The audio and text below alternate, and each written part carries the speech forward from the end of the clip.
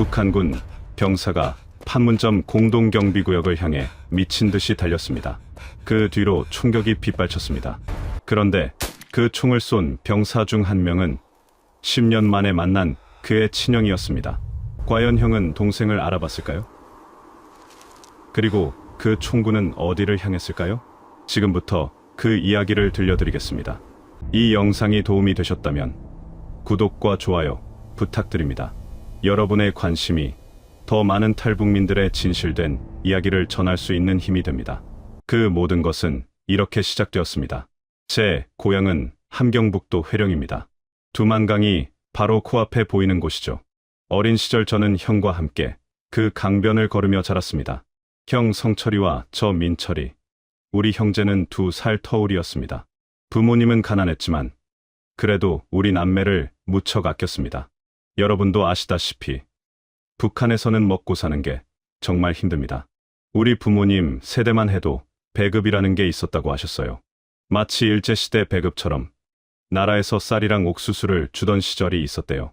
하지만 제가 태어났을 때는 이미 그런 게 끊긴 지 오래였습니다. 아버지는 탄광에서 일하셨고 어머니는 장마당에서 두부를 팔아 생계를 이으셨죠. 장마당이라는 게 우리나라로 치면 재래시장 같은 겁니다. 북한에서는 공식적으로는 불법이지만 사실 장마당 없이는 아무도 살 수가 없어요. 어머니는 새벽 4시면 일어나셔서 콩을 불리고 두부를 만드셨습니다.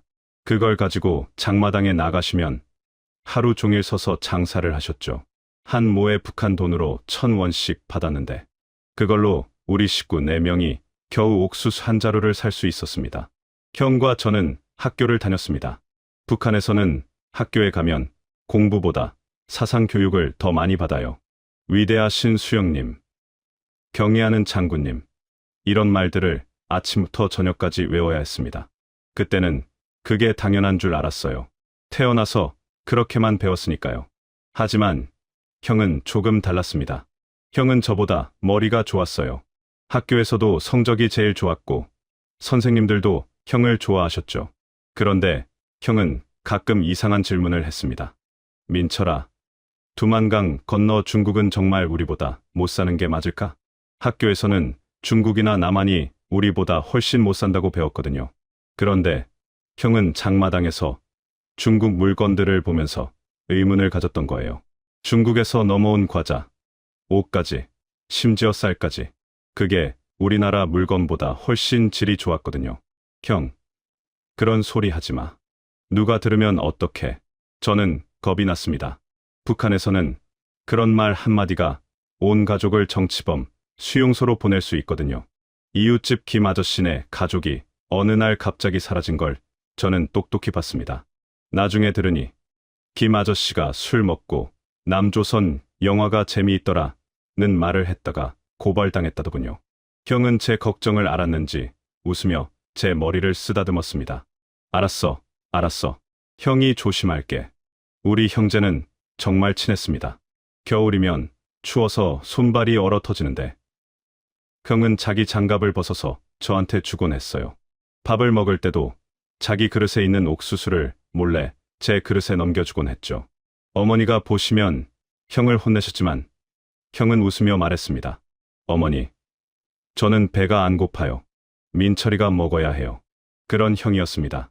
우리 집은 가난했지만 그래도 웃음이 있었습니다. 추석 같은 명절이면 어머니가 나물을 무쳐주셨고 아버지는 몰래 구해온 막걸리를 드셨죠. 형과 저는 마당에서 씨름을 하며 놀았습니다. 그때는 그게 행복인 줄 몰랐어요. 그냥 그게 우리 삶의 전부였으니까요.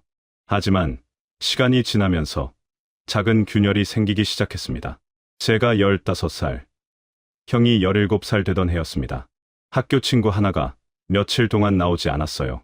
나중에 들으니 그 친구 아버지가 중국으로 몰래 넘어갔다가 잡혔다더군요. 그 친구 온 가족이 산골짜기 깊은 곳으로 추방당했다는 소문이 돌았습니다. 민철아, 우리도 조심해야 해. 형이 낮은 목소리로 말했습니다. 그때 형의 눈빛이 이상했어요. 두려움이 섞여 있었지만 동시에 뭔가 결심한 듯한 눈빛이었습니다. 저는 그때 몰랐습니다.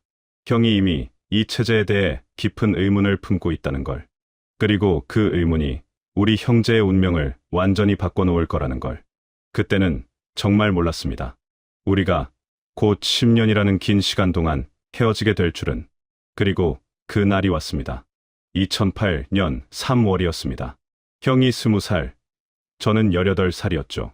북한에서는 남자들이 17살만 되면 군대에 가야 합니다.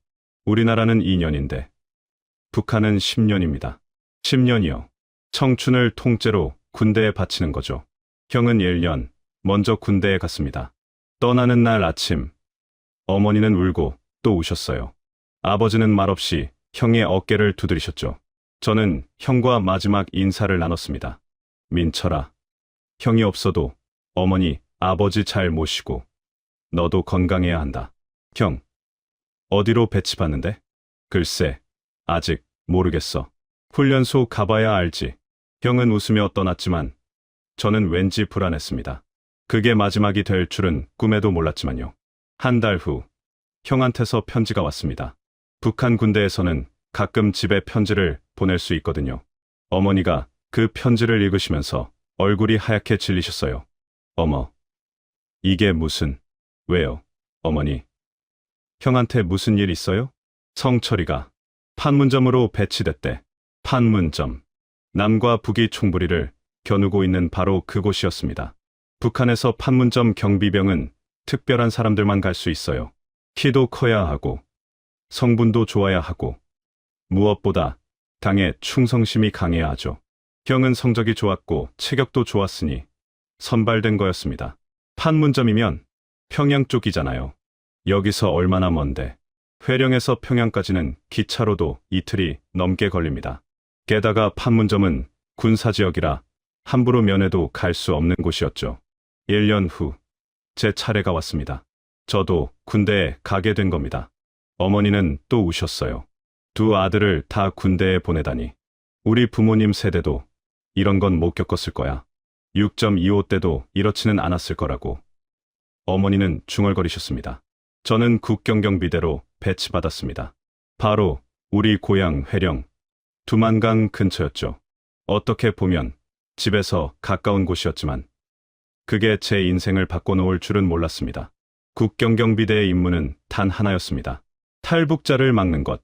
두만강을 건너려는 사람들을 잡아들이는 게 우리 일이었어요. 처음 몇 달은 그냥 순찰만 돌았습니다. 강변을 걸으면서 이상한 사람이 있나 살피는 거죠. 그런데 2009년 7월, 제가 군대 온 지 넉 달쯤 됐을 때였습니다. 밤 11시쯤이었어요. 강변 순찰을 돌고 있는데 갑자기 분대장이 소리쳤습니다. 저기다. 저기 사람 있다. 강물 소리에 섞여서 뭔가 움직이는 게 보였어요. 사람이었습니다. 중년 남자 하나가 강을 건너려고 하고 있었죠. 멈춰. 거기 서. 분대장이 총을 들었습니다. 그 남자는 멈추지 않았어요. 필사적으로 강을 건너려고 했죠. 그리고 총성이 울렸습니다. 탕, 탕탕. 저는 그 소리에 귀가 멍했습니다. 그 남자는 강물에 쓰러졌어요. 붉은 물이 퍼져나갔습니다. 가서 끌어내. 우리는 그 남자를 강에서 끌어냈습니다. 이미 죽어 있었어요. 눈은 멀거니 하늘을 보고 있었고 입에서는 피가 흘러나왔죠. 저는 그날 밤 한숨도 못 잤습니다. 계속 그 남자의 눈이 보였어요. 그는 왜 강을 건너려 했을까요?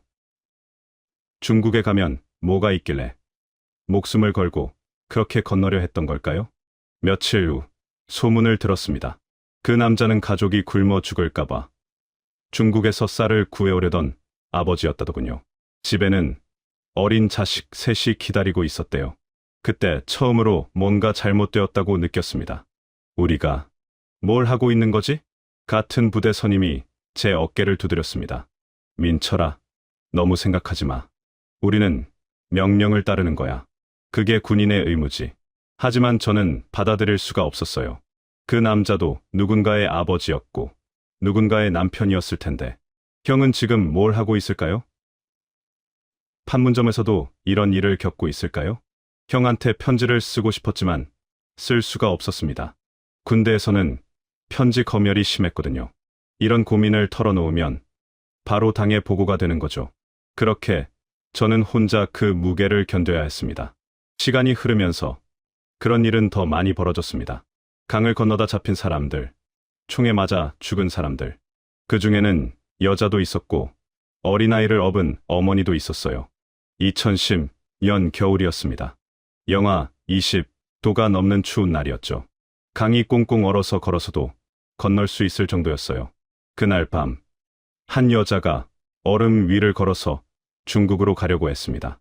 우리는 그 여자를 잡았어요. 잡고 보니 배가 불러 있었습니다. 임신한 거였죠. 제발요. 제발 보내주세요. 아이가 배고파서 발로 막 차요. 우유 한 잔만 먹이고 싶어요. 제발요. 그 여자는 무릎을 꿇고 빌었습니다. 하지만 분대장은 고개를 저었어요. 안 돼. 규정이야. 보위부로 넘겨야 해. 그 여자는 보위부로 끌려갔습니다. 나중에 들으니 정치범 수용소로 갔다더군요. 뱃속에 아이와 함께. 저는 그날 밤 형 생각을 했습니다. 형도 판문점에서 이런 일을 겪고 있을까요? 형도 저처럼 괴로워하고 있을까요? 10년이 흘렀습니다. 10년 동안 형한테서 편지는 두어 통밖에 오지 않았어요. 군대 생활이 바쁘다는 내용뿐이었죠. 형이 어떻게 지내는지, 건강한지, 아직도 저를 기억하는지 아무것도 알 수 없었습니다. 부모님은 늙어가셨습니다. 아버지는 탄광에서 다쳐서 일을 못하게 되셨고 어머니는 관절이 안 좋아져서 장마당도 못 나가셨어요. 저는 면회를 나갈 때마다 부모님을 뵀는데 갈 때마다 부모님은 더 초라해 보이셨습니다. 민철아, 형은 잘 있겠지? 네, 어머니. 형은 잘 있을 거예요. 저는 대답했지만 확신할 수 없었습니다. 10년이나 소식이 없는데 형이 정말 살아있는지조차 알 수 없었으니까요. 그렇게 저는 28살이 되었습니다. 군 복무 10년이 다 되어가는 시점이었죠. 그리고 그때 결정적인 사건이 일어났습니다. 같은 부대 동기가 탈영을 시도했습니다. 제 친한 동기였던 철수라는 친구였어요. 철수는 고향에 있는 어머니가 위독하다는 소식을 들었는데 면회가 허락되지 않았던 겁니다. 민철아, 나 못 참겠어. 어머니, 보러 가야 해. 야, 미쳤어. 탈영하면 총살이야. 하지만 철수는 듣지 않았어요. 그날 밤 초소를 이탈했죠. 사흘 후 철수가 잡혔습니다. 그리고 일주일 후 우리 부대 전체가 모인 자리에서 총사령이 집행되었습니다. 저는 그 광경을 똑똑히 봤습니다. 철수가 쓰러지는 모습을, 그의 마지막 외침을. 어머니, 그날 저는 확신했습니다. 이 나라에서는 살 수 없다고, 이렇게는 못 산다고. 그리고 형 생각을 했습니다. 형을 만나고 싶다고, 10년 만에 형을 보고 싶다고. 형아, 나 이제 당신을 찾으러 가야겠어요. 남한으로 가서 자유로운 땅에서 형을 기다릴게요. 언젠가 형도 올 수 있다면 거기서 다시 만나요. 그렇게 저는 결심했습니다. 탈북을. 결심은 했지만 실행은 쉽지 않았습니다. 국경경비대 병사가 탈북한다는 건 일반 주민보다 훨씬 더 위험한 일이었어요. 우리는 국경을 지키는 사람들이니까. 우리가 도망치면 그건 배신자 중에 배신자인 거죠. 잡히면 그 자리에서 총살입니다. 가족들도 정치범 수용소로 끌려가고요. 부모님 얼굴이 떠올랐습니다. 늙으신 아버지, 관절이 안 좋으신 어머니. 제가 탈북하면 두 분은 어떻게 될까요? 며칠 밤을 뜬 눈으로 지새웠습니다. 마음속으로 수없이 갈등했어요. 차라리 이대로 살까? 30대 중반이면 제대할 텐데. 그때까지 참으면 되잖아. 하지만 철수의 죽음이 계속 떠올랐습니다. 강에서 죽은 그 아버지, 임신한 채로 끌려간 여자. 2018년까지 이렇게 살다가는 저도 어느 순간 그들처럼 될 것 같았어요. 그리고 무엇보다 형을 보고 싶었습니다. 10년이에요. 10년. 20살에 헤어져서 이제 30이 넘었는데 형 얼굴도 기억이 가물가물했습니다. 형은 지금 어떤 모습일까요? 판문점에서 10년을 보냈으니 아마 저처럼 많이 변했겠죠. 2018년 여름이었습니다. 상황이 더 악화되기 시작했어요. 김정은 정권이 들어서면서 단속이 더 심해졌습니다. 탈북을 시도하다 잡힌 사람들에 대한 처벌이 더 가혹해졌어요. 전에는 그냥 노동교화소에 보내는데 이제는 공개 처형을 하는 경우가 많아졌죠. 어느 날 부대 전체가 소집되었습니다. 오늘 너희들에게 보여줄 게 있다. 정치 지도원이 소리쳤어요. 우리는 회령 시내 광장으로 끌려갔습니다. 그곳에는 이미 주민들이 모여 있었어요. 그리고 기둥에 묶인 사람 3명이 보였습니다. 2 남자와 1 여자였어요. 저들은 조국을 배신한 반역자들이다. 남조선 괴뢰에 넘어가려던 쓰레기들이다. 정치 지도원의 목소리가 울려 퍼졌습니다. 저는 그 3사람을 봤어요. 나이는 30대에서 40대 정도로 보였습니다. 평범한 사람들이었죠. 총성이 울렸습니다. 탕탕탕. 3사람이 동시에 쓰러졌어요. 저는 눈을 감을 수가 없었습니다. 눈을 감으면 안 된다고 정치 지도원이 감시하고 있었으니까요. 처형이 끝난 후 우리는 부대로 돌아왔습니다. 저는 그날 밤토했어요. 먹은 것도 없었는데 속에서 뭔가 계속 올라왔습니다. 민철아, 괜찮아? 같은 중대 후임이 물었어요. 저는 고개를 저었습니다. 아니, 괜찮아. 하지만 괜찮지 않았어요. 전혀 괜찮지 않았죠. 그 후로 일주일쯤 지났을 때였습니다. 부모님한테서 연락이 왔어요. 면회를 오셨다는 거였죠. 면회실에서 부모님을 뵀습니다. 2 분은 더 늙어 계셨어요. 아버지는 허리가 굽으셨고 어머니는 머리가 새하얗게 새셨더군요. 민철아, 우리 아들. 어머니가 제 손을 잡으셨어요. 손이 거칠었습니다. 뼈만 남은 것 같았죠. 어머니, 아버지, 건강은 좀 어떠세요? 응, 뭐, 늙은이가 그렇지 뭐. 그보다 민철아, 너 얼마나 남았니? 제대. 한 3년쯤요. 거짓말이었어요. 사실은 7년이나 남았었죠. 하지만 부모님께 그 얘기를 어떻게 해요? 7년이면 어머니 아버지가 살아계실까요? 그래.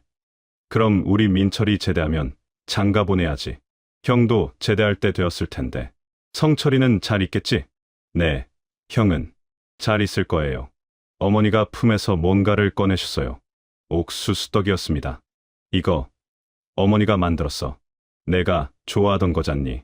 하루 한 끼도 힘든 형편에 옥수수떡을 만드셨다니. 저는 눈물이 났지만 참았습니다. 어머니, 고맙습니다. 면회 시간이 끝나고 부모님은 돌아가셨어요. 저는 그분들의 뒷모습을 봤습니다. 힘없이 걸어가시는 모습이. 그게 마지막이 될 줄은 몰랐습니다. 일주일 후 소식이 왔습니다. 아버지가 돌아가셨다고. 탄광에서 다쳤던 폐가 악화되어서 피를 토하시다가 가셨다고. 약 한 알 구하기도 하늘의 별 따기인 동네에서 아버지는 그렇게 가신 거였죠. 저는 장례식에도 못 갔어요. 군인은 함부로 휴가를 받을 수 없었거든요. 그냥 부대에서 혼자 울었습니다. 어머니가 편지를 보내셨어요. 삐뚤빠뚤한 글씨로 손이 떨려서 제대로 쓰지도 못한 편지였습니다. 민철아, 아버지가 가셨다. 마지막으로 너희 형제 이름을 부르시더구나. 성철아, 민철아 하고. 우리 아버지는 평생 자식들 얼굴 한번 제대로 못 보고 가셨구나. 형한테도 소식 전했는데 답장이 없네. 판문점이 워낙 먼 곳이라. 민철아, 너라도 건강해라. 어머니가 부탁한다. 편지를 읽으면서 눈물이 멈추지 않았어요. 주먹으로 벽을 쳤습니다. 손에서 피가 났지만 아프지 않았어요. 이게 무슨 삶이야. 같은 방 전우가 저를 말렸습니다. 민철아, 진정해. 정신 차려. 하지만 정신을 차릴 수가 없었어요. 아버지는 평생 탄광에서 일하시다가 자식 얼굴도 제대로 못 보고 가셨잖아요. 이게 맞는 겁니까? 이게 정상적인 삶인 겁니까? 그날 밤, 저는 결심을 굳혔습니다. 더는 못 기다리겠다고. 이대로 있다가는 어머니도 아버지처럼 가실 거라고. 형도 저도 부모님 임종도 못 지키고 평생 후회하면서 살 거라고. 나가야 한다. 반드시 나가야 한다. 살아서 형을 만나야 한다. 그런데 문제가 있었습니다. 어떻게 나갈 것인가? 국경경비대 병사인 제가 두만강을 건널 수는 없었어요. 강변의 모든 순찰 경로를 제가 알고 있었거든요. 거기로 나가면 100% 잡힙니다. 중국으로 가는 것도 위험했어요. 중국 공안에 잡히면 북한으로 송환되고 그럼 고문당하다가 죽을 겁니다. 그래서 생각했습니다. 다른 방법을. 판문점. 남과 북이 직접 맞닿아 있는 그곳. 거기를 넘으면 바로 한국이잖아요. 중국을 거칠 필요도 없고 동남아시아를 돌아갈 필요도 없죠. 하지만 그곳은 지뢰밭이에요. 총알이 빗발치는 곳이고 넘는 순간 죽을 수도 있는 곳이죠. 그래도 해야 했습니다. 그리고 생각했어요. 만약 제가 판문점을 넘는다면 혹시 형을 볼 수 있지 않을까? 10년 만에 형을 보게 될까? 그것도 총불이 너머에서. 상상만 해도 가슴이 미어졌지만 동시에 한 가닥 희망이 보였습니다. 형아, 내가 간다. 당신이 있는 그곳으로. 그렇게 저는 불가능한 계획을 세우기 시작했습니다. 판문점 탈출을 판문점으로 가기로 결심했지만 그게 어디 쉬운 일입니까? 우선 회령에서 판문점까지 가는 것부터가 문제였어요. 북한에서는 여행증 없이 다른 지역으로 갈 수가 없습니다. 특히 평양 근처는 더욱 통제가 심하죠. 게다가 저는 군인이었어요.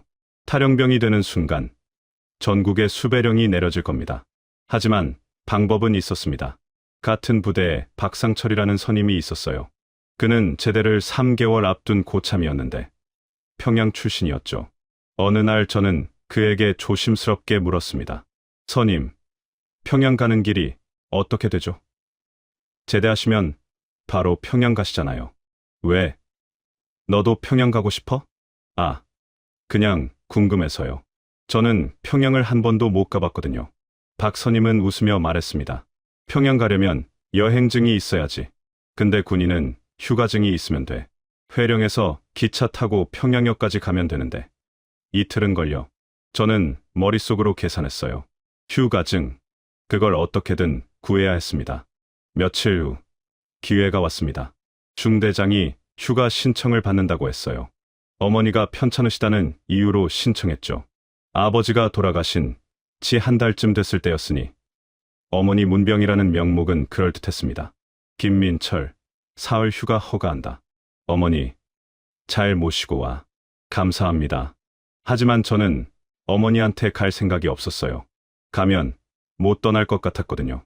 어머니 얼굴을 보면 차마 탈북을 못할 것 같았습니다. 그날 밤, 저는 어머니께 마지막 편지를 썼습니다. 어머니, 용서하세요. 불효자식이 먼 길을 떠납니다. 형을 찾으러 갑니다. 어머니, 건강하세요. 언젠가 통일이 되면 그때 다시 뵙겠습니다. 살아계세요. 제발 살아계세요. 사랑합니다. 편지를 쓰면서 눈물이 떨어졌어요.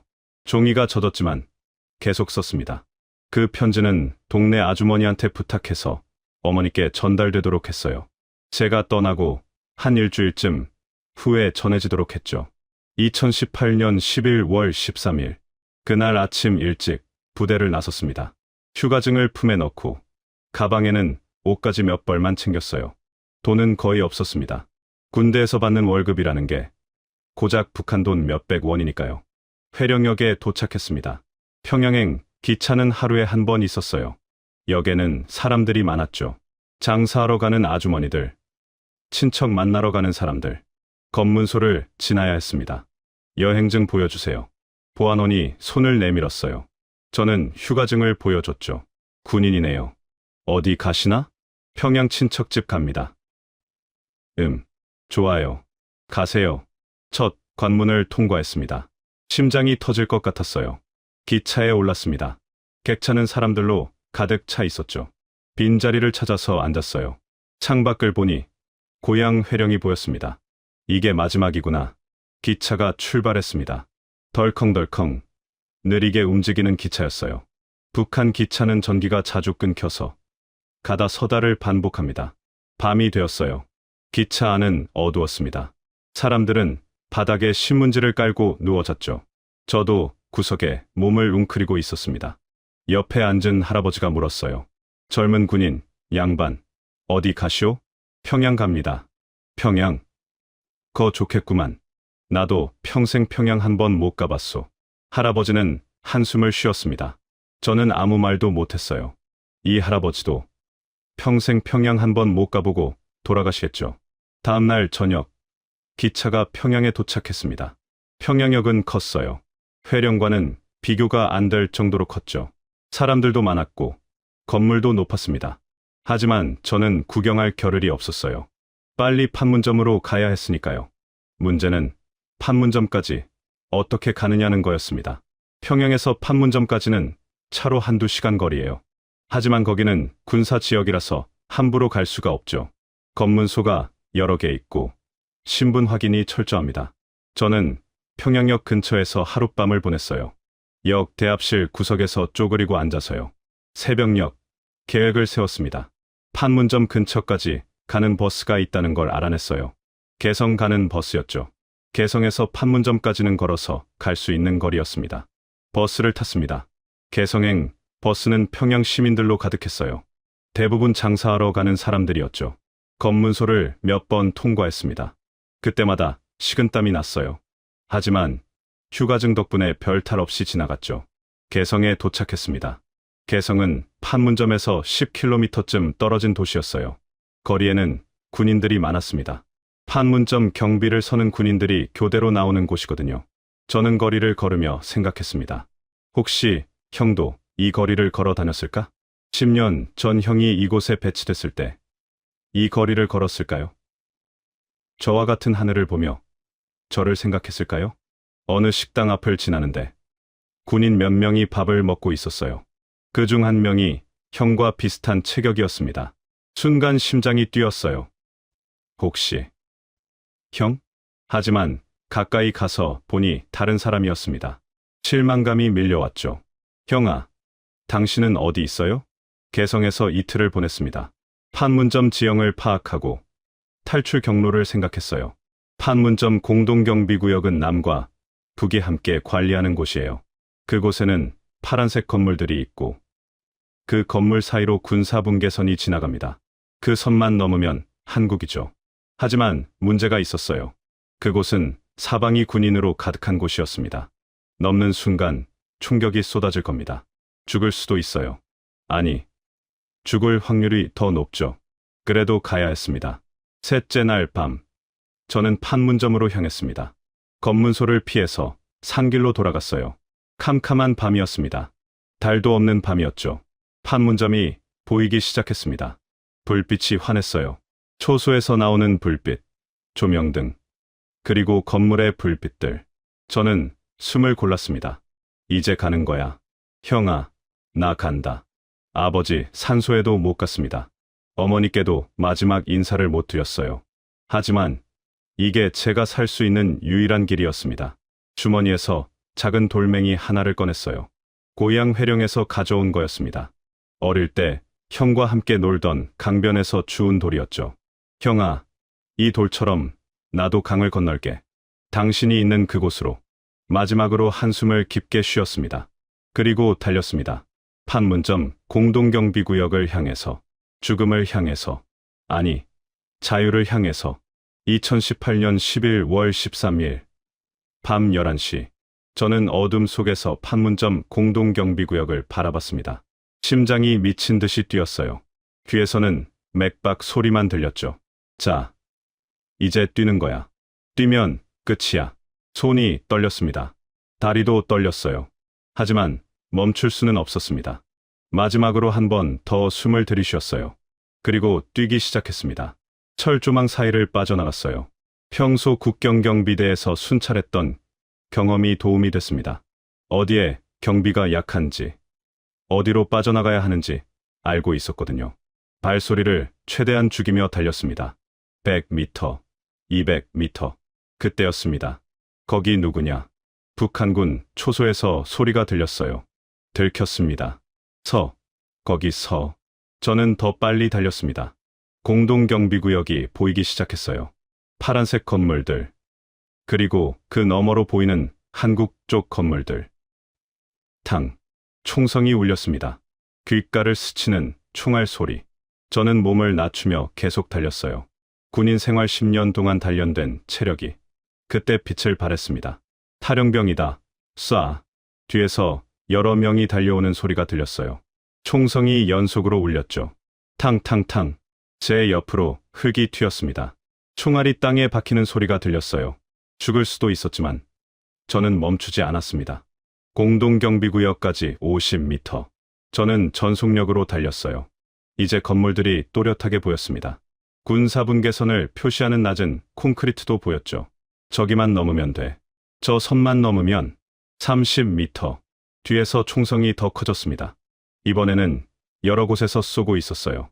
파란 건물 쪽 북한 초소에서도 총을 쏘기 시작했죠. 20m. 저는 지그재그로 뛰었어요. 총알을 피하려고요. 군대에서 배운 대로 일직선으로 뛰면 맞기 쉬우니까요. 그런데 그때였습니다. 뒤에서 들려오는 목소리들 중에서 유독 큰 목소리가 하나 들렸어요. 민철아. 저는 순간 멈칫했습니다. 지금 뭐라고 했지? 민철이 제 이름을 부른 거였습니다. 그것도 반말로. 10m. 저는 고개를 돌릴 수 없었어요. 돌리면 총에 맞을 테니까요. 하지만 그 목소리가 계속 귓가에 맴돌았습니다. 익숙한 목소리. 어디서 들어본 것 같은, 아니, 알고 있는 목소리. 설마 5m. 군 4분 개선이 바로 눈앞에 있었습니다. 이제 저 선만 넘으면 한국이에요. 자유예요. 저는 마지막 힘을 다해 뛰었습니다. 그리고 넘었습니다. 군 4분 개선을. 한국 땅에 발을 디뎠어요. 넘어지면서 구르듯이 남쪽으로 넘어갔죠. 총성이 계속 들렸지만 이제는 제게 닿지 않았습니다. 남과 북의 경계를 넘었으니까요. 한국군이다. 움직이지 마. 한국군들이 달려왔어요. 총을 겨누고 있었지만 저는 두렵지 않았습니다. 손을 들었어요. 저는 탈북자입니다. 북한군 병사였습니다. 한국군들이 저를 둘러쌌어요. 그들은 긴장한 표정이었지만 적대적이지는 않았죠. 뒤를 돌아봤습니다. 군 4분 개선 너머로 북한군들이 서 있었어요. 총을 든 채로 저를 쏘지 못하고 서 있었습니다. 선을 넘어서 쏠 수는 없었거든요. 그 중에서 한 명이 보였습니다. 맨 앞에 서 있는 병사. 키가 컸어요. 체격이 좋았죠. 계급장을 보니 상사였습니다. 그는 총을 들고 있었지만 총구가 위를 향하고 있었어요. 땅도 아니고 저도 아니고 하늘을 향해서. 불빛 때문에 얼굴이 잘 보이지 않았습니다. 하지만 뭔가 이상했어요. 그 사람이 나 찍은 것 같았습니다. 심장이 또다시 뛰기 시작했어요. 이번에는 두려움 때문이 아니라 다른 감정 때문에. 설마 그럴 리가. 그 병사가 천천히 총을 내렸습니다. 그리고 저를 봤어요. 불빛이 그의 얼굴을 비췄습니다. 저는 숨이 멎었습니다. 형이었습니다. 김성철. 제 친형. 10년 만에 보는 형의 얼굴이었어요. 형은 늙어 있었습니다. 주름이 생겼고 머리에 흰머리도 보였어요. 하지만 눈은 그대로였습니다. 제가 아는 그 눈이었죠. 형도 저를 봤습니다. 그리고 형의 눈이 커졌어요. 민철아. 형의 입이 움직였습니다. 소리는 들리지 않았지만 입 모양으로 알 수 있었어요. 저는 눈물이 났습니다. 참을 수 없이 눈물이 쏟아졌어요. 형아. 저도 입 모양으로 말했습니다. 형의 눈에서도 눈물이 흘렀습니다. 형은 총을 완전히 내렸어요. 옆에 있던 다른 병사가 뭐라고 하는 것 같았지만 형은 듣지 않았습니다. 그저 저를 바라볼 뿐이었어요. 저도 형을 바라봤습니다. 불과 10m도 안 되는 거리였지만 우리는 서로에게 갈 수 없었어요. 그 사이에는 군사분 개선이 있었으니까요. 10년 만에 만난 형제가 총불이 너머에서 눈물을 흘리고 있었습니다. 형이 천천히 손을 들었어요. 그리고 저를 향해 손을 흔들었습니다. 저도 손을 흔들었어요. 형, 미안해요. 형, 가거라. 민철아, 잘 살아라. 형의 입 모양이 그렇게 말하고 있었어요. 옆에 있던 북한군 장교가 형을 끌어당겼습니다. 형은 뒤로 물러났어요. 하지만 계속 저를 봤습니다. 저도 계속 형을 봤어요. 한국군이 저를 부축했습니다. 일어나세요. 가야 합니다. 저는 비틀거리며 일어났어요. 뒤를 돌아보니 형은 아직도 거기 서 있었습니다. 그게 마지막이었습니다. 형과 저 10년 만에 만나서 1분도 안 되는 시간 동안 서로를 바라보고 그렇게 헤어졌습니다. 한국군이 저를 데리고 갔어요. 건물 안으로 들어가면서 저는 마지막으로 뒤를 돌아봤습니다. 형은 사라져 있었어요. 저는 그 자리에 주저앉아 울었습니다. 형아. 한국군들이 아무 말 하지 않았어요. 그저 저를 일으켜 세우고 다음 장소로 데려갔죠. 저는 살았습니다. 자유를 얻었어요. 하지만 형은 저곳에 남았습니다. 형이 왜 총을 하늘로 쏘았는지 이제 알 것 같았어요. 형도 저를 알아본 거예요. 달려오는 동생을 보고 총을 쏠 수 없었던 거죠. 만약 형이 제대로 조준했다면 저는 지금 여기 없었을 겁니다. 군인으로서 10년을 판문점에서 근무한 형이라면 뛰어가는 사람 정도는 쉽게 맞출 수 있었을 테니까요. 하지만 형은 쏘지 않았어요. 총구를 하늘로 향하게 했어요. 동생이 살 수 있도록. 형아, 고맙습니다.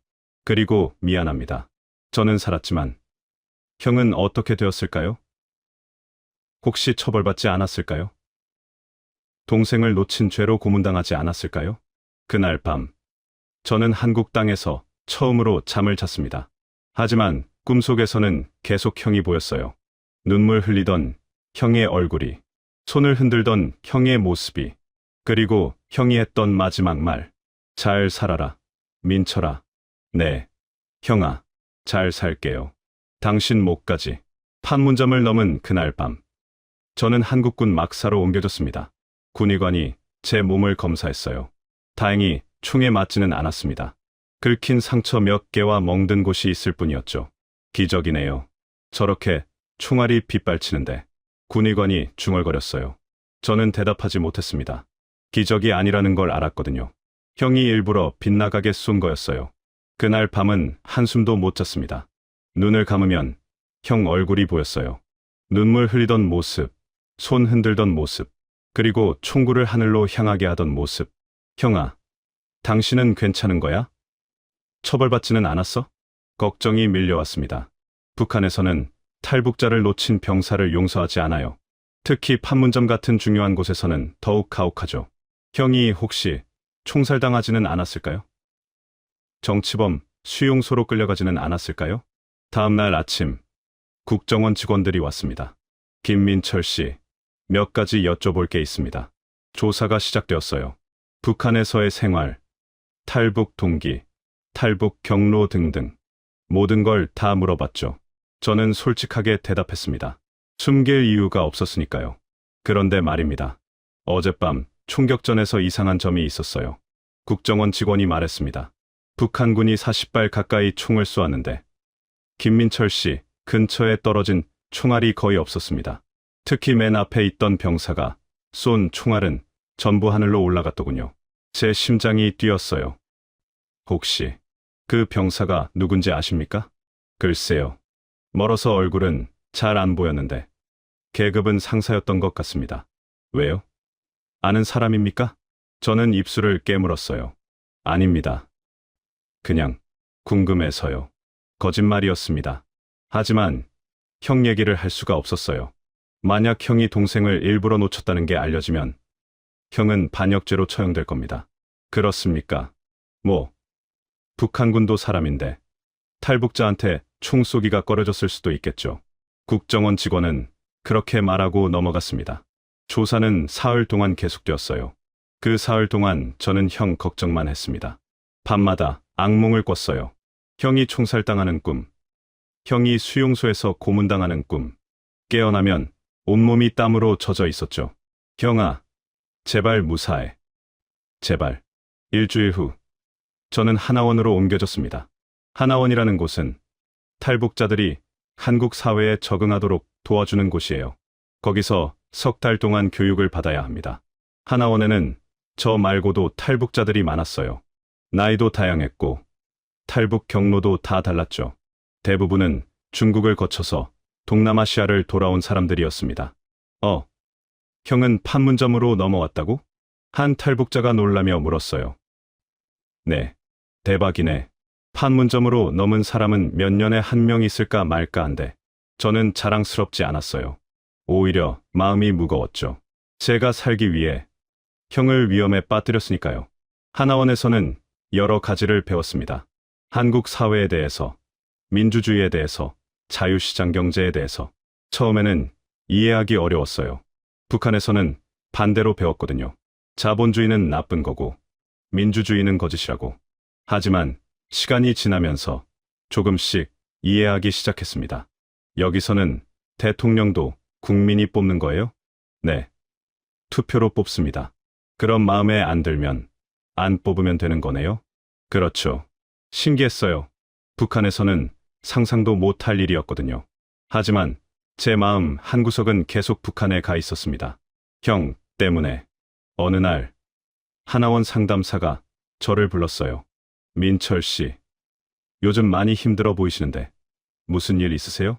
아니요, 괜찮습니다. 가족 걱정되시죠? 북에 두고 온 가족. 저는 고개를 끄덕였어요. 어머니가. 그리고 형이 걱정됩니다. 형님도 계세요?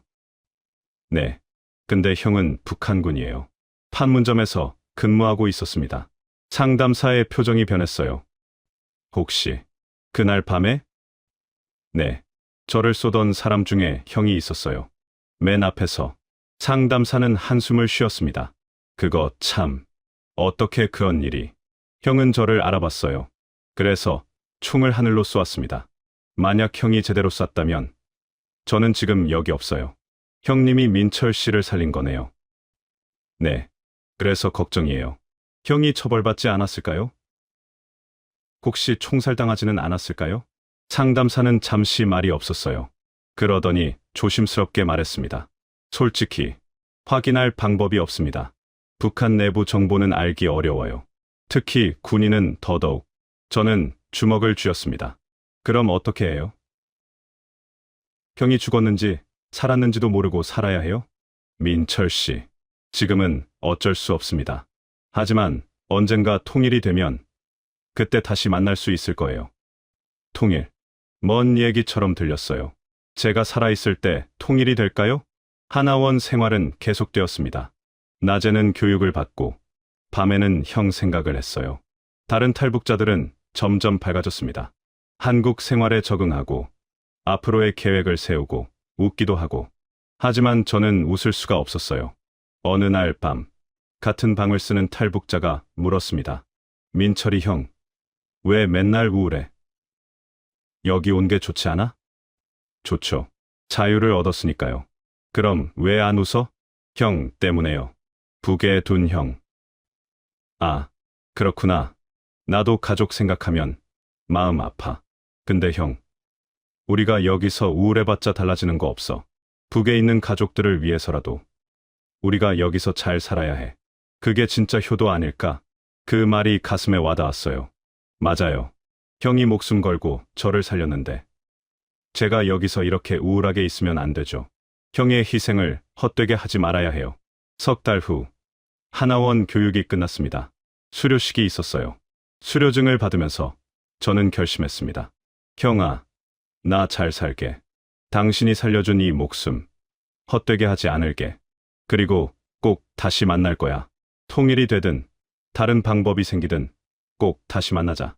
하나원을 나온 저는 서울에 정착했습니다. 처음 서울에 왔을 때 모든 게 신기했어요. 지하철, 버스, 자동차들, 빌딩, 네온사인, 사람들, 편의점, 마트, 식당들. 이게 서울이구나. 북한에서는 서울을 남조선 괴뢰의 중심지라고 배웠어요. 굶주린 사람들이 거리를 헤매고 미군들이 사람들을 괴롭힌다고 했죠. 하지만 현실은 달랐습니다. 거리에는 먹을 게 넘쳐났어요. 편의점에 가면 24시간 언제든 음식을 살 수 있었죠. 사람들은 배불러 보였고 자유로워 보였습니다. 형아, 여기 좀 봐. 이게 진짜 서울이야. 우리가 배운 것과는 완전히 달라. 마음속으로 형한테 말했어요. 하지만 동시에 죄책감도 들었습니다. 저는 여기서 자유를 누리고 있는데 형은 아직도 저 북쪽 땅에 있잖아요. 혹시 수용소에 있는 건 아닐까요? 혹시 고문당하고 있는 건 아닐까요? 밤마다 그 생각에 잠을 못 이뤘습니다. 그렇게 1년이 흘렀습니다. 저는 공장에 취직했어요. 힘든 일이었지만 돈을 벌 수 있었죠. 북한에서는 한 달 내내 일해도 쌀 한 대 못 샀는데 여기서는 하루 일하면 밥 3끼를 먹을 수 있었습니다. 형아, 나 여기서 밥 잘 먹고 있어. 당신도 밥은 잘 먹고 있겠지? 어느 날 뉴스를 봤어요. 판문점 관련 뉴스였습니다. 남북 정상회담이 열린다는 소식이었죠. 화면에 판문점이 나왔어요. 그 파란 건물들, 군사분계선. 저는 화면을 뚫어져라 쳐다봤습니다. 혹시 형이 보일까 싶어서요. 하지만 형은 보이지 않았어요. 형아, 당신은 어디 있어? 살아있기는 한 거야? 대답은 없었습니다. 그저 텔레비전 화면만 조용히 흘러갈 뿐이었죠. 한국에서의 삶은 계속되었습니다. 2019년, 2020년, 2021년. 시간이 흘렀어요. 저는 공장 일을 하다가 나중에는 작은 식당에 취직했습니다. 주방 보조였죠. 설거지하고 재료 손질하고 청소하는 일이었어요. 힘들었지만 북한에서의 삶보다는 나았습니다. 적어도 여기서는 굶지 않았으니까요. 월급도 제때 나왔고 자유롭게 돌아다닐 수도 있었죠. 하지만 마음 한편은 늘 북한에 가 있었습니다. 어머니는 어떻게 지내실까? 아버지가 돌아가시고 혼자 계실 텐데 밥은 잘 드시고 계실까? 그리고 형은 무사할까? 처벌받지는 않았을까? 탈북자 모임에 나가기 시작했어요. 같은 처지의 사람들을 만나면 조금이나마 위로가 됐거든요. 어느 날 모임에서 한 분을 만났습니다. 나이 지긋한 아저씨였는데 판문점 근처에서 근무했던 사람이라고 했어요. 아저씨, 혹시 판문점 경비병들 소식 같은 거 아세요? 왜? 아는 사람 있어? 네, 형이 거기서 근무했었어요. 언제쯤? 2008년부터요. 10년 넘게 거기 있었을 거예요. 아저씨는 고개를 저었습니다. 그 정도 오래 근무했으면 이미 다른 곳으로 옮겨갔을 거야. 판문점은 보통 3년에서 5년 근무하거든. 10년 넘게 있는 사람은 드물어. 그럼 형이 어디 갔는지 알 방법이 없네요. 미안하지만 그렇지. 북한 군인 신상은 철저히 보안이야. 특히 판문점 경비병은 더더욱. 희망이 또 사라졌습니다. 2022년 여름이었어요. 탈북자 상담센터에서 연락이 왔습니다. 김민철 씨, 잠깐 오실 수 있으세요?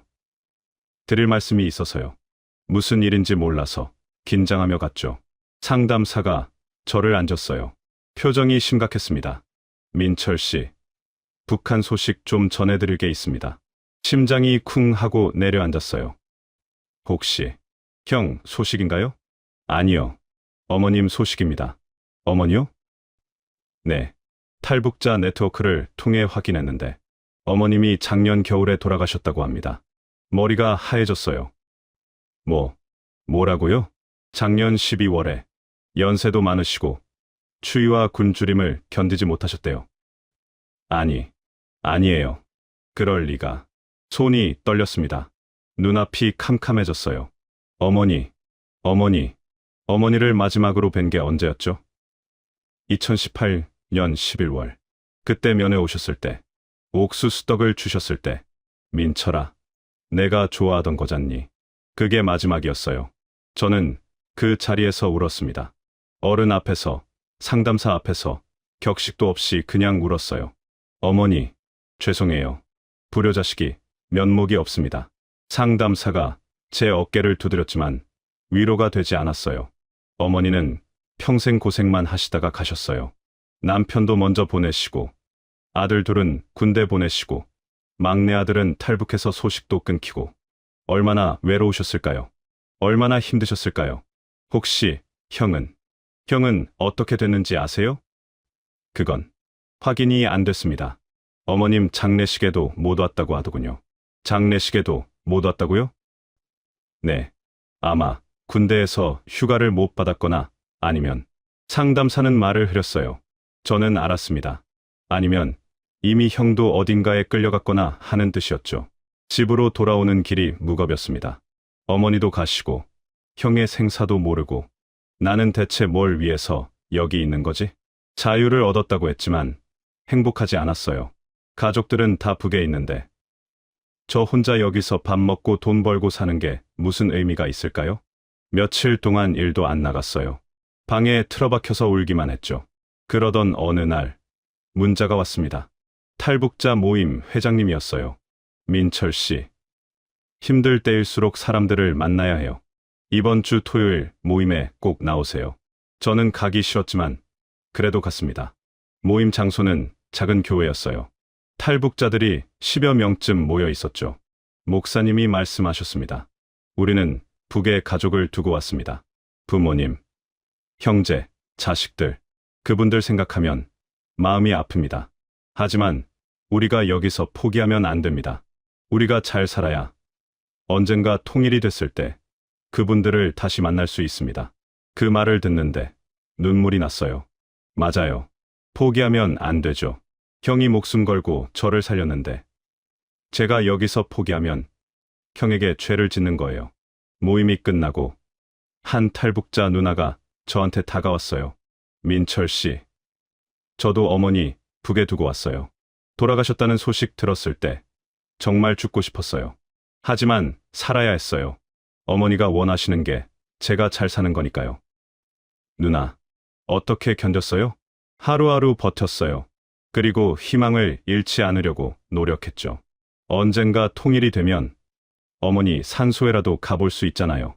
그 말이 마음에 와닿았습니다. 통일, 멀게만 느껴지던 그 단어가 그날은 조금 가깝게 느껴졌어요. 2023년이 되었습니다. 저는 다시 일을 시작했어요. 식당 일을 계속하면서 저녁에는 학원도 다녔죠. 한국 사회에 더 잘 적응하려고요. 한글도 제대로 배우고 컴퓨터도 배우고 요리도 배웠습니다. 형 생각은 여전히 했어요. 매일 밤마다 했죠. 형아, 나 열심히 살고 있어. 당신이 살려준 이 목숨 헛되게 하지 않을게. 그러던 어느 날이었습니다. 탈북자 모임에서 깜짝 소식이 들렸어요. 여러분, 북한에서 탈북한 군인이 한 명 더 왔대요. 그것도 판문점 근무했던 사람이래요. 저는 귀가 번쩍 뜨였습니다. 판문점이요? 네. 2020년대 초반에 거기서 근무했었대요. 곧 하나원 수료하고 나올 거래요. 혹시 형을 아는 사람일까? 저는 기다렸습니다. 그 사람이 하나원에서 나오기를. 2달 후 그 사람을 만났어요. 30대 후반 남자였습니다. 이름은 최진혁이라고 했죠. 최진혁 씨, 혹시 판문점에서 김성철이라는 사람 아세요? 김성철. 계급이 어떻게 되는데요? 2018년에는 상사였을 거예요.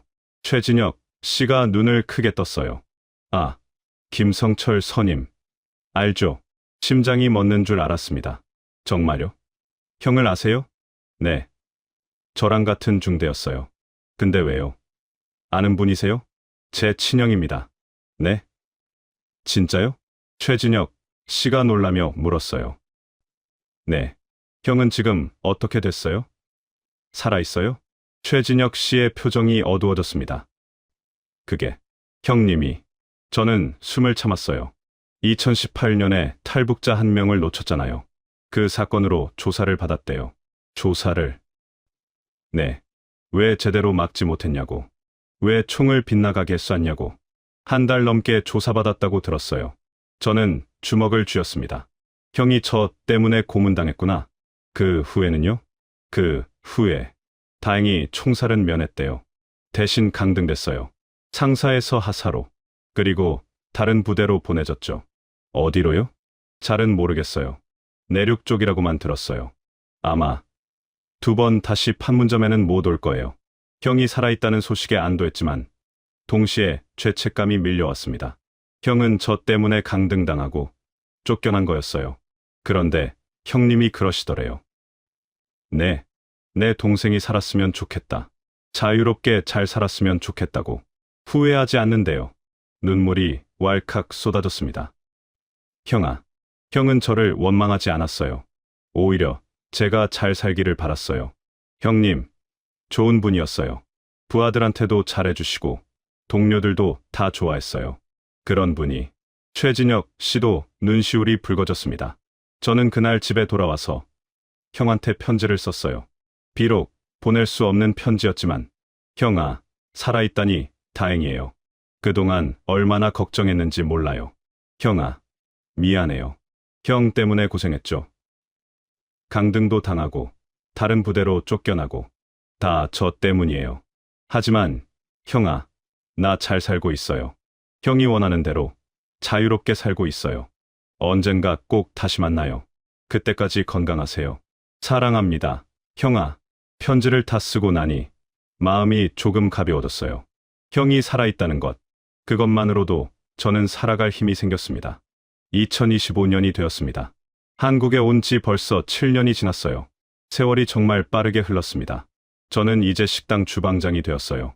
작은 식당이지만 제가 맡아서 요리를 만들고 있죠. 월급도 꽤 받게 됐고 작은 원룸이지만 제 집도 얻었습니다. 북한에서는 상상도 못했던 삶이에요. 어느 날 아침 편의점에 들렀습니다. 출근 전에 커피를 사려고요. 편의점 안에는 온갖 물건들이 가득했어요. 빵, 과자, 음료수, 도시락, 라면. 처음 한국에 왔을 때는 이게 너무 신기했었죠. 이렇게 많은 물건이 한 가게에 다 있다고? 북한에서는 장마당에 가도 물건이 별로 없었거든요. 쌀은 귀했고 고기는 더 귀했어요. 과자 같은 건 꿈도 못 꿨죠. 그런데 여기는 24시간. 언제든 편의점에 가면 먹을 게 있어요. 커피를 사서 나오는데 문득 생각했습니다. 형아, 여기 좀 봐. 밤 12시에도 가게가 열려 있어. 언제든 밥을 살 수 있어. 형에게 자랑하고 싶었어요. 여기는 정말 좋은 곳이라고. 배고프지 않아도 되고 자유롭게 돌아다닐 수 있다고. 출근길 지하철에서 사람들을 봤습니다. 다들 핸드폰을 보고 있었어요. 어떤 사람은 뉴스를 보고, 어떤 사람은 드라마를 보고, 어떤 사람은 게임을 하고. 북한에서는 핸드폰으로 인터넷을 할 수 없어요. 그것도 허가받은 사람만 쓸 수 있고요. 자유롭게 정보를 찾아보는 건 상상도 못하죠. 그런데 여기서는 누구나 핸드폰으로 세상의 모든 정보를 볼 수 있어요. 처음에는 그게 무서웠어요. 이렇게 자유로운데 나라가 망하지 않을까? 북한에서는 자유가 나쁜 거라고 배웠거든요. 사람들한테 자유를 주면 나라가 혼란스러워진다고. 하지만 한국을 보니 그게 거짓말이었어요. 자유가 있어도 나라는 잘 돌아가고 오히려 더 발전하고 있었죠. 식당에 도착했습니다. 민철 씨, 일찍 왔네요. 사장님이 웃으며 말했어요. 네. 오늘 준비할 게 많아서요. 저는 주방으로 들어가서 일을 시작했습니다. 재료를 씻고 양념을 만들고 국을 끓이고. 일하면서도 가끔 생각해요. 북한에서 이 일을 했다면 월급을 제대로 받았을까? 아니, 월급이라는 게 있기는 했을까? 한국에서는 일한 만큼 돈을 받아요. 당연한 거죠. 하지만 북한에서는 그게 당연하지 않아요. 점심시간이 되자 손님들이 들어오기 시작했어요. 사장님, 김치찌개 2인분이요. 네. 금방 나갑니다. 제가 만든 음식을 손님들이 맛있게 먹는 걸 보면 뿌듯해요. 이런 작은 행복이 자유 아닐까요? 퇴근하고 집에 돌아왔습니다. 텔레비전을 켰어요. 뉴스가 나오고 있었죠. 오늘 국회에서는 야당이 정부 정책을 강하게 비판했습니다. 북한에서는 상상도 못할 장면이에요. 야당이 정부를 비판한다고요? 북한에서 그랬다가는 바로 정치범, 수용소행이에요. 그런데 여기서는 당연한 거래요. 민주주의니까. 민주주의. 처음에는 이해하기 어려웠어요. 왜 정부를 비판해도 되는지, 왜 대통령을 욕해도 되는지. 하지만 이제는 알아요. 그게 자유고, 그게 민주주의라는 걸. 저녁을 먹으면서 인터넷으로 북한 소식을 찾아봤어요. 요즘은 탈북자들이 올린 영상도 많고, 북한 내부 소식도 많이 나와요. 혹시 형 소식이 없을까 해서 계속 찾아보지만 없어요. 형아, 지금 뭐 하고 있어? 밥은 먹었어? 건강해? 대답은 없지만 계속 물어봐요. 밤이 되었습니다. 창밖을 봤어요. 서울 야경이 펼쳐져 있었죠. 불빛들이 반짝반짝 빛나고 있었어요. 건물들, 자동차들, 가로등들. 북한에서는 밤이 되면 온 세상이 캄캄해져요. 전기가 없으니까요. 평양도 일부 지역만 불빛이 있고 나머지는 다 어둡죠. 그런데 여기는 밤에도 나처럼 밝아요. 형아, 저 불빛 좀 봐. 저게 다 자유의 불빛이야. 문득 판문점에서 형을 마지막으로 봤던 그날이 떠올랐습니다. 눈물 흘리던 형의 얼굴, 손 흔들던 형의 모습. 잘 살아라, 민철아. 형의 마지막 말. 네, 형아, 잘 살고 있어요. 당신이 살려준 이 목숨, 헛되게 하지 않고 있어요. 눈물이 났지만 슬픈 눈물은 아니었어요. 감사의 눈물이었죠. 형에게 감사하고, 이 자유에 감사하고, 살아있다는 것에 감사했어요. 다음 날, 탈북자 모임이 있었습니다. 교회에 모인 탈북자들은 다들 밝은 얼굴이었어요. 한국 생활에 적응하고, 각자의 자리에서 열심히 살고 있었죠. 목사님이 말씀하셨습니다. 여러분, 우리가 여기 온 지 몇 년이 지났습니다. 힘든 시간도 있었고, 슬픈 일도 많았죠. 하지만 우리는 살아남았습니다. 그리고 이제는 여기서 뿌리를 내리고 있습니다. 목사님의 말씀이 이어졌어요. 우리가 잊지 말아야 할 게 있습니다. 북에 아직도 우리 가족들이 있다는 것. 언젠가 통일이 되면 우리가 다시 그분들을 만날 수 있다는 것. 통일. 그 단어를 들을 때마다 가슴이 뜁니다. 통일이 되면 형을 만날 수 있어요. 어머니, 산소에도 갈 수 있고, 아버지, 산소에도 갈 수 있죠. 고향 회령에도 갈 수 있어요. 어린 시절 형과 함께 놀던 두만강변에도 가볼 수 있고요. 여러분, 통일이 우리 세대에 올까요? 누군가 물었어요. 목사님이 대답했습니다. 모릅니다. 내일 올지, 10년 후에 올지, 30년 후에 올지.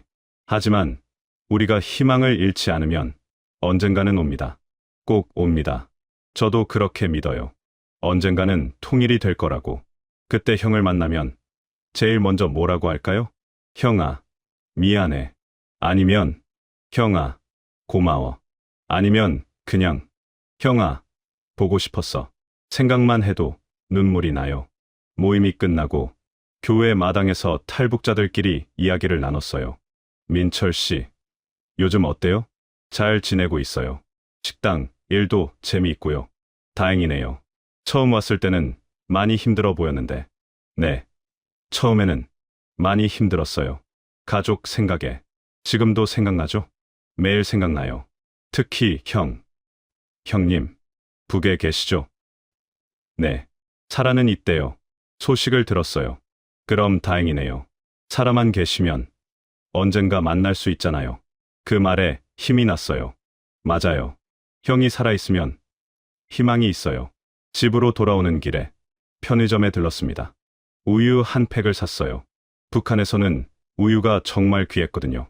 돈이 많아도 구하기 힘든 게 우유였죠. 그런데 여기서는 편의점에 가면 언제든 살 수 있어요. 우유를 마시면서 생각했어요. 형아, 통일되면 같이 우유 마시자. 그때는 내가 살게.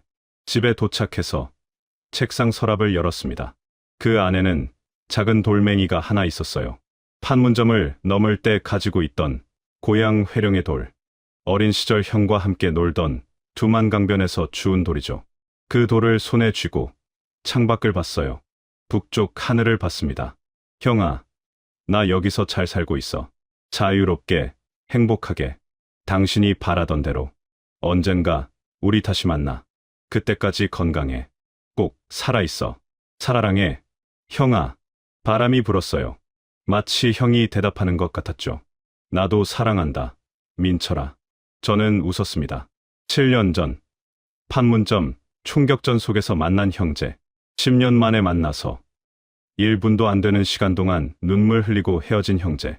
하지만 우리의 이야기는 끝나지 않았어요. 언젠가 꼭 다시 만날 겁니다. 통일된 땅에서, 자유로운 하늘 아래에서. 그날까지 저는 여기서 열심히 살 거예요. 형이 살려준 이 목숨으로. 형이 지켜준 이 자유 속에서.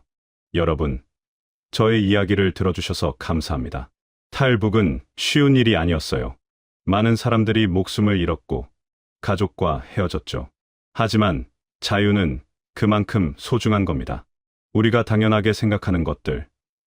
밥 먹고 자유롭게 돌아다니고 하고 싶은 말 하는 것. 그게 얼마나 귀한 건지 저는 알아요. 북한에 아직도 2,500만 명이 살고 있습니다. 그들도 언젠가는 이 자유를 누릴 수 있기를. 그리고 형도 언젠가는 여기 와서 저와 함께 우유를 마실 수 있기를. 그날을 기다리며 저는 오늘도 살아갑니다. 감사합니다. 그리고 형아, 사랑해요. 꼭 다시 만나요. 통일된 그날에.